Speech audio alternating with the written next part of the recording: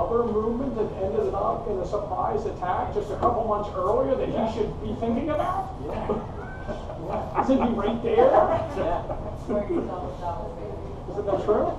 Now, it is possible that when his troops came out on top, he might have seen somebody down by the McPherson area that may have spotted the war. You know, and he may have thought the game had been given away. I don't know. I haven't seen that yet. But clearly, Doubleday states in his book, that's the sound of the gun. He hears artillery, he looks up and says, "Oh shit." Yeah. Right. So nobody told him until that moment. Yeah. But you're right. Had he sent infantry instead, they would have caught with instinct. Well, is he worried? Can he see something from the town? Well, that's right. Howard's guys coming out? Yeah, right. He thinks his left flank is threatened. So maybe that's why he puts artillery out first to defend himself. And artillery slows the Union Army from coming out there. Yeah. Yep. Okay, so we'll start here so we can finish, because I know some people would like to watch the end of the Steeler game after this. Why? Yeah, exactly. Why? We're up 3-0 against it. We've almost got you in the audience. Well, if they want to go, that's fine, and then we'll continue. Okay. So people, My team, so Yeah. I don't give a damn. It's hockey season. It's been hockey season. That's Oh, yeah. Less interesting. yeah. Even less. so in 1898, the Park Service hired William Tipton to record views of the park, the War Department.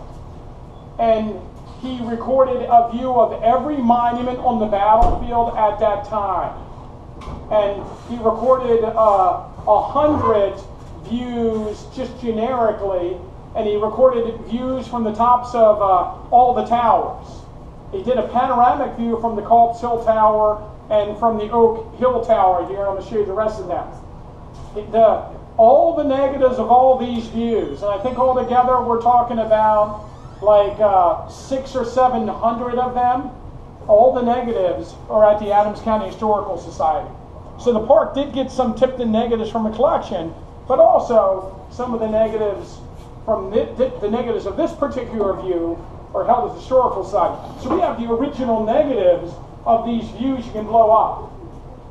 Here is a view looking across what, of course, we refer to as Iverson's Pits.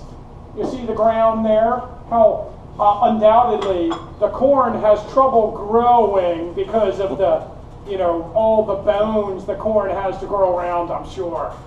I don't know. Here's a view looking across the area of Iverson's attack. And look, in the distance, you'll see the McPherson barn, and way off to the right on the horizon, the Springs Hotel. Oh, wow. Yeah, it's a pretty huge monstrosity, don't you think? And here's a view looking straight south along what the park referred to at that time as Reynolds Avenue. They can't even spell Reynolds right. You see that? Reynolds Avenue. So it's not Doubleday at that time. The maps and photographs in 1898 referred to it as Reynolds Avenue. Did you ever notice that? So it should be the Reynolds Inn, not the Doubleday Inn.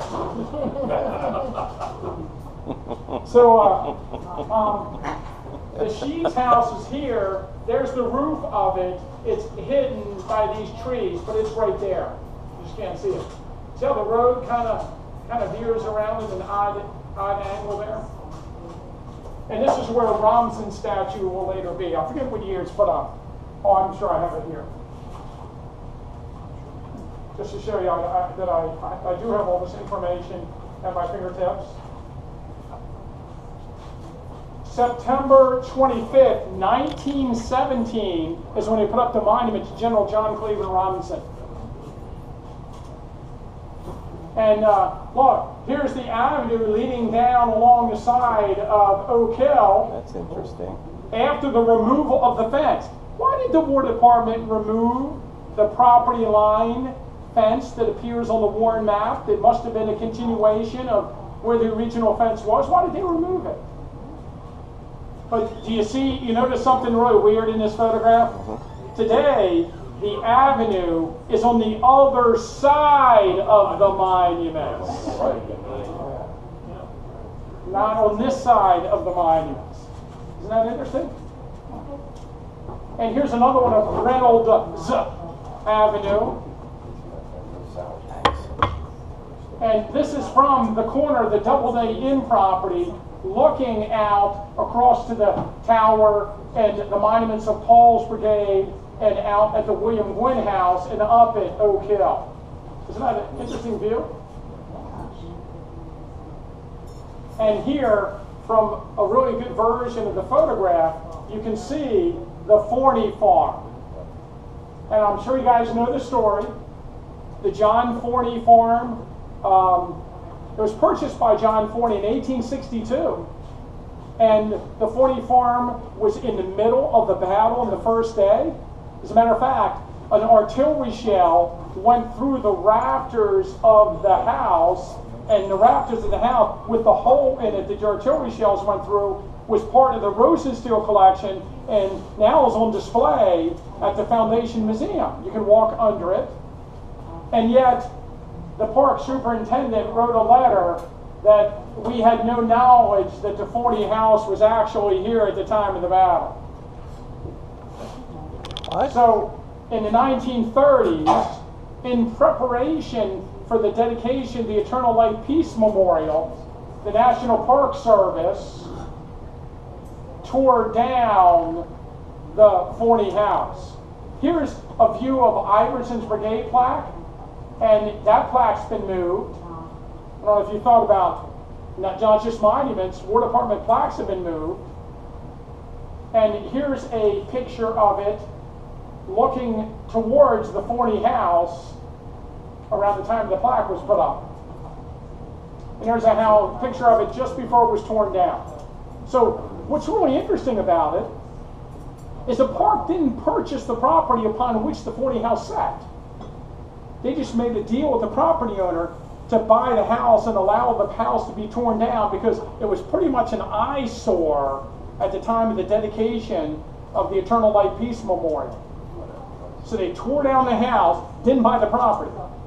Then they had the Peace Light dedication ceremony, and a few years later, a developer bought that property, and 3 or 4 houses were built along the Mummersburg Road. And then the park had to buy those houses and tear them down. So sometimes, it's not that they weren't thinking ahead when they were involved in some of these projects. And of course, I'm sure you know, there was an airport in the field between Doubleday Avenue and Buford Avenue at one time. And here's a photograph of one of the planes. You can see in the background, you can see the tower back there. See it in the right? And then up there to the left is, I guess, probably not the Gwynn House. That's probably one of the houses along the Mummersburg Road. A house stood along the Mummersburg Road, or on the Mummersburg Road there at the Peace Light. Drew Deitch's house until like 1992. Did you know that? Remember that there? Yeah. And then it was purchased by the GBPA when I was a member and torn down. And then, I could not help but throwing this in there.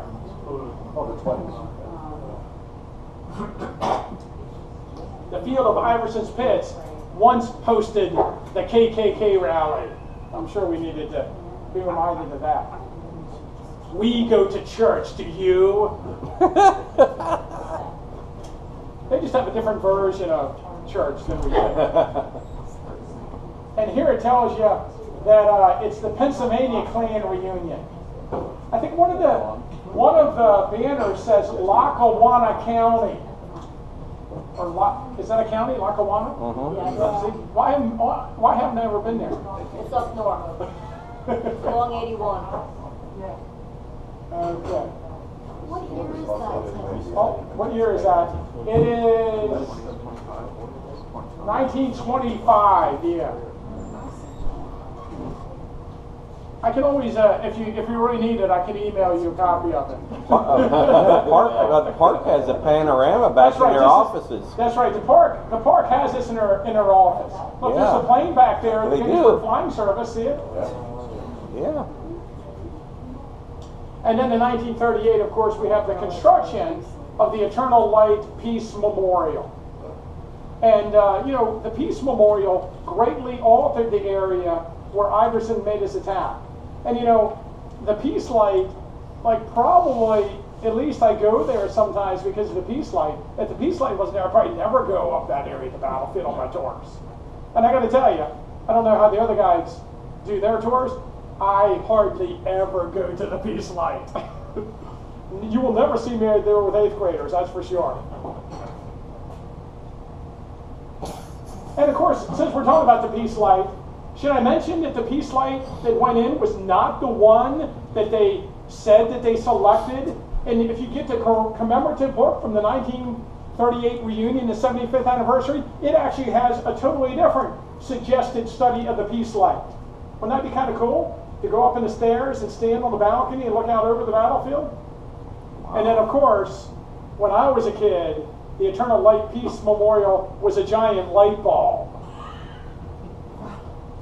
It was a light bulb from, 1970, they put it on 74, and it was a light bulb from 78 or 79 until 88 or something like that.